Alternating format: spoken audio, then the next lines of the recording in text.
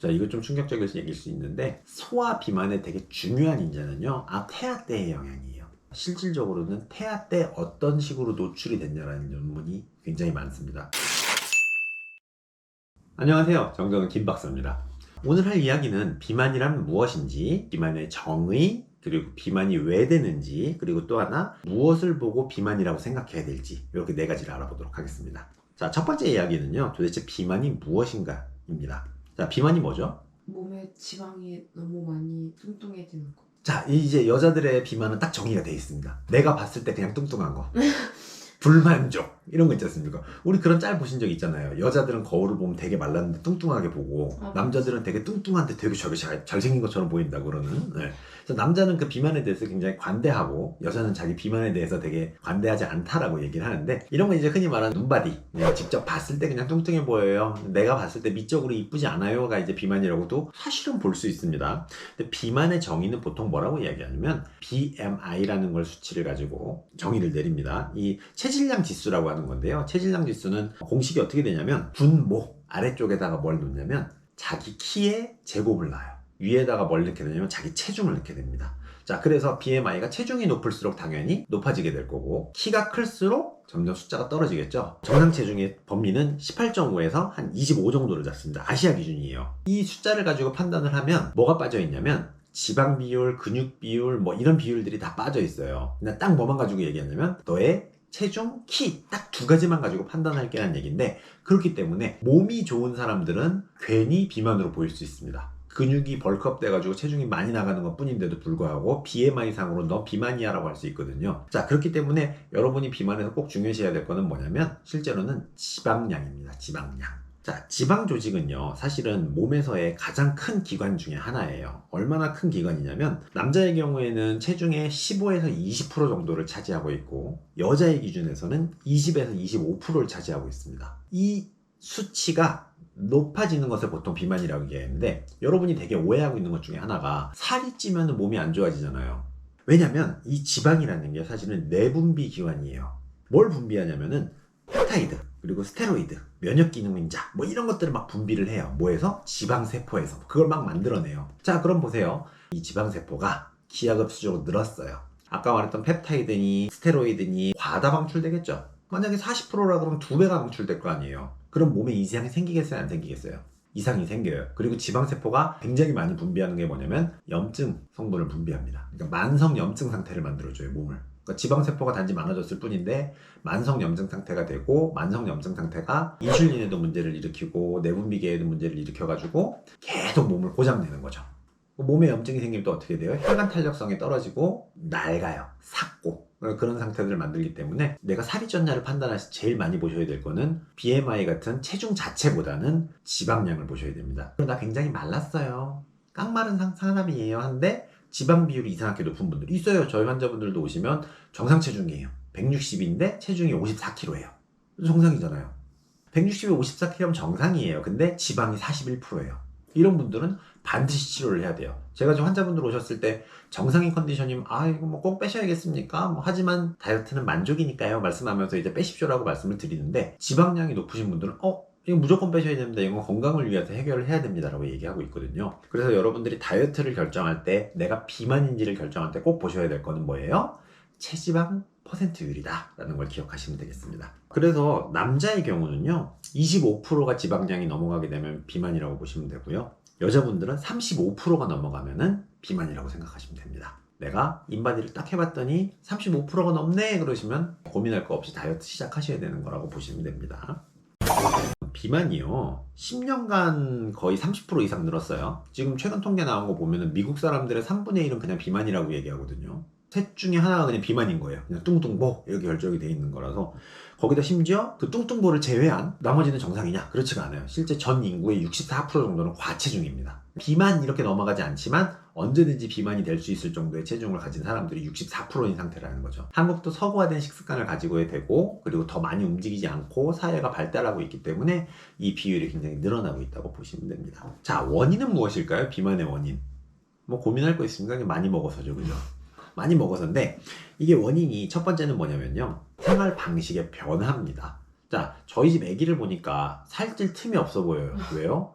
맨날 틈만 나면 움직여요, 뛰어요, 운동해요, 그리고 뭐 차 안 타요, 막 걸어 다니는 거예요. 근데 자, 우리 이제 생각해보자. 저희 걷는 시간이 있습니까?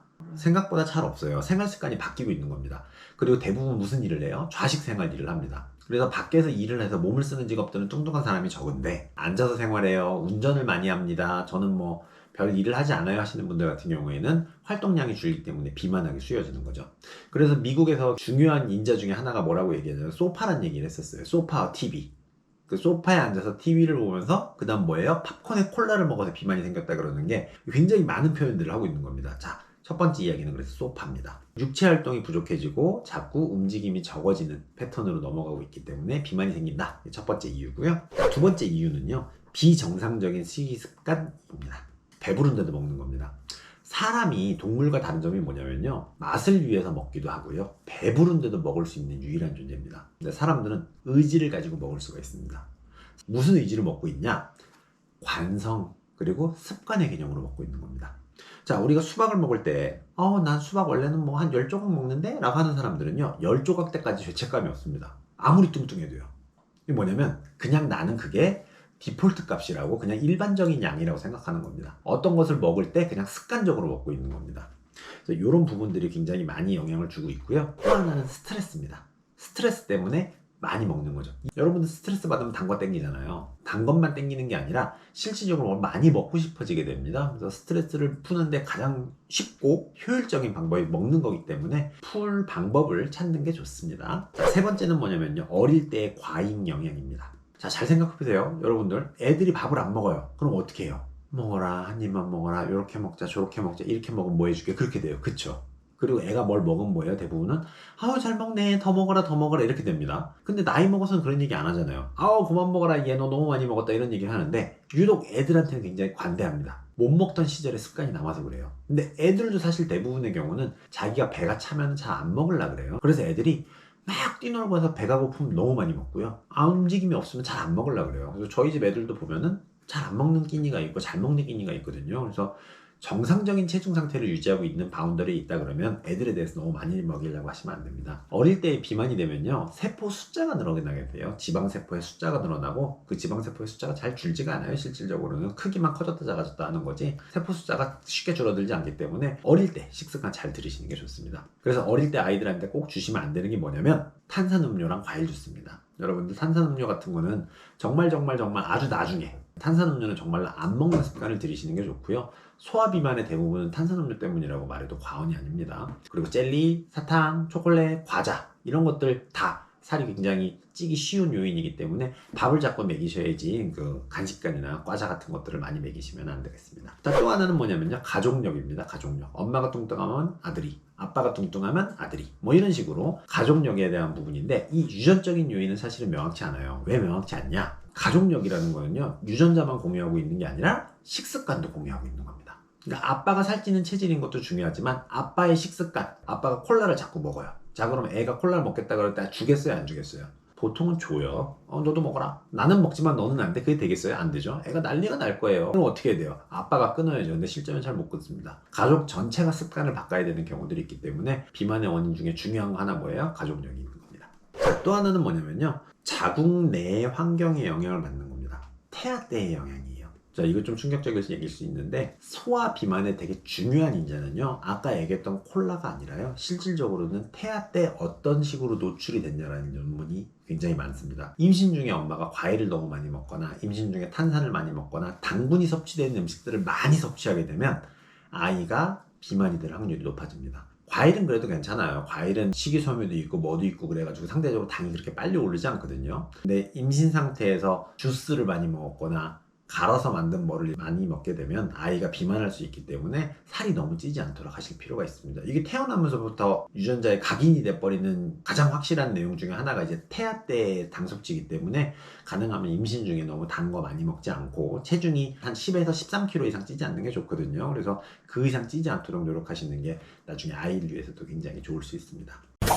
오늘은 굉장히 긴 얘기를 했습니다. 그죠? 비만의 원인, 그리고 비만에서 제일 중요한 건 체중이 아니라 지방량이다. 그리고 그 지방이 왜 위험하냐면 지방은 내분비 기관이기 때문에 뭔가 자꾸 분비를 해서 몸의 호르몬 상태든 분비의 상태를 엉망으로 만든다. 그리고 지방세포가 염증을 유발하기 때문에 여러 가지 만성염증으로 인한 문제를 일으킨다. 그리고 또 뭐예요? 비만의 원인들 여러 가지 알아봤어요. 뭐 가족력, 뭐 아까 뭐 먹는 습관, 움직이지 않아요, 뭐 태아 때 많이 노출됐어요, 이런 얘기들 했는데 이런 부분들 있으니까 참고하시면 될 것 같습니다. 다음번에는 또 뭐 비만에 대한 재밌는 내용 알아보도록 하겠습니다. 자, 여러분 그럼 저희는 다음에 만나요. 안녕.